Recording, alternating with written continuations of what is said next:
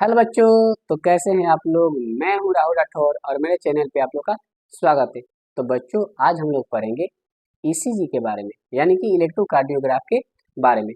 तो आप सभी ने कभी न कभी फिल्मों में या हॉस्पिटलों में देखा होगा कि ये क्या होता है, बड़ा सा एक टीवी होता है, समझे। और उस टीवी में क्या दिखाता है कि कुछ ग्राफ आपको देखने को मिलते हैं, ऊपर नीचे जाते हुए कुछ ग्राफ देते हैं और साथ में एक साउंड भी चलता है, जैसे पी पी पी पी करके साउंड चलता है। तो समझेंगे वो ग्राफ आखिर बताना क्या चाहता है, क्या चीज को दर्शाना चाहते हैं, उसी के बारे में आप चर्चा करेंगे। तो टॉपिक आपका रहेगा क्या, इलेक्ट्रोकार्डियोग्राफ यानी कि ईसीजी। इलेक्ट्रोकार्डियोग्राफ, कार्डियोग्राफ यानी कि ईसीजी। आज करेंगे हम लोग ईसीजी के बारे में चर्चा।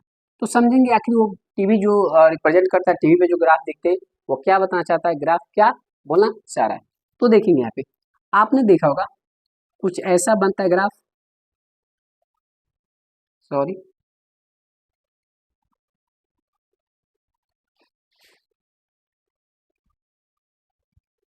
कुछ ऐसा बनता है और यहाँ पे कुछ लिखा भी रहता है।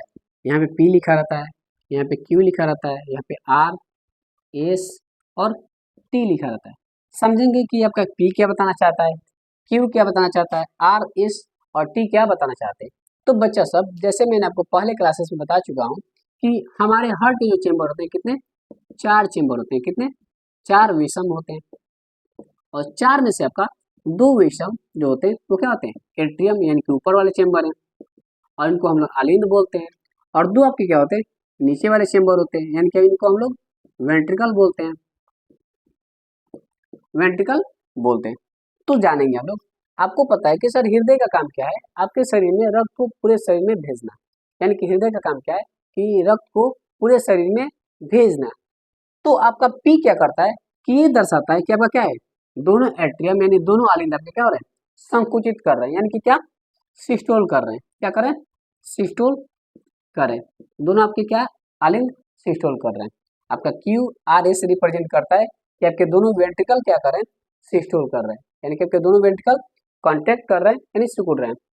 आपका टी जो है ये आपको दर्शा रहा है कि आपका क्या, सिस्टोल की प्रक्रिया अब खत्म हो रही है, यानी कि क्या है, सिस्टोल की प्रक्रिया खत्म हो रही है, यानी कि संकुचन की प्रक्रिया क्या हो रही है, खत्म हो रही है। एक बार और समझेंगे, पी क्या दर्शा रहा है कि आपके दोनों एट्रियम कॉन्टेक्ट कर गए, संकुचित कर गए। क्यू आर एस रिप्रेजेंट कर रहे हैं आपके दोनों क्या है, निलय, आपके क्या रहे, संकुचित कर रहे हैं। और टी रिप्रेजेंट कर रहा है, दर्शा रहा है कि आपकी क्या, संकुचन की प्रक्रिया खत्म हो रही है। तो यहाँ पे हम एक बात ध्यान में रखेंगे कि क्यू आर एस, इसको हम लोग काउंट करके, यानी इसको हम लोग गिन के अपना हार्ट बीट पता कर सकते हैं कि हमारी दिल का धड़कन कितना बार धड़क रही है। समझे। तो ये बातें समझ में आ गई आपको। तो ये होता है आपका इलेक्ट्रोकार्डियोग्राफ। यहाँ पे तो समझेंगे हम लोग बीपी यानी ब्लड प्रेशर, यहीं पे करते हैं, बीपी करते हैं, ब्लड प्रेशर के बारे में तो सा जानेंगे। तो ब्लड प्रेशर में क्या होता है बेटा, एक होता है ऊपर वाला सिस्टोलिक प्रेशर, सिस्टोलिक प्रेशर, एक क्या होता है डायस्टोलिक प्रेशर, स्टोलिक प्रेशर। और आपको ब्लड प्रेशर को हम लोग नापते हैं एमएमएचजी में, क्या, एमएमएचजी में। आपने देखा होगा नॉर्मल अवस्था में कोई आपको टेंशन नहीं है, कुछ नहीं है, आपका हृदय बिल्कुल सही सही काम कर रहा है, तो आपका क्या होगा, 120/80 होता है, यानी कि सिस्टोलिक प्रेशर कितना होता है, 120, और आपका डायस्टोलिक प्रेशर 80। समझे। नॉर्मल अवस्था में कोई आपको इशू नहीं है, कोई आपको परेशानी नहीं है तब। लेकिन अगर 1 से 20 से ज़्यादा बढ़ रहा है, जैसे 140/90 हो गया, तो आपको क्या हो गया, बीपी आपकी बढ़ गई। और बढ़ेगी तो इसको बोलेंगे हाइपर टेंशन। क्या बोलेंगे, हाइपर टेंशन, यानी टेंशन क्या हुआ, बढ़ गया आपका, हाइपर टेंशन, सॉरी मजाक करें सर, हाइपर टेंशन यानी टेंशन आपका क्या हुआ, बढ़ गया। अगर वही बात अगर क्या हुआ, कम हो गया, मान लीजिए कि 90/60 हो गया, तो क्या हुआ आपका, हाइपोटेंशन। क्या, हाइपोटेंशन, यानी कि आपका बीपी क्या हुई, लो हो गई, हाइपोटेंशन यानी आपका टेंशन क्या हुआ, कम हुआ।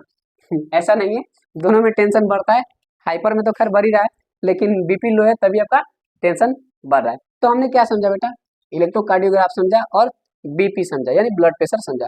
ब्लड प्रेशर क्या होता है, सिस्टोलिक बता डायस्टोलिक, यानी कि संकुल संकुचन की कितना संकुचन हो रहा है प्रेशर से, और क्या कितना प्रेशर से वो खुल रहा है, यानी कि ब्लड कितना प्रेशर से आपका फ्लो कर रहा है।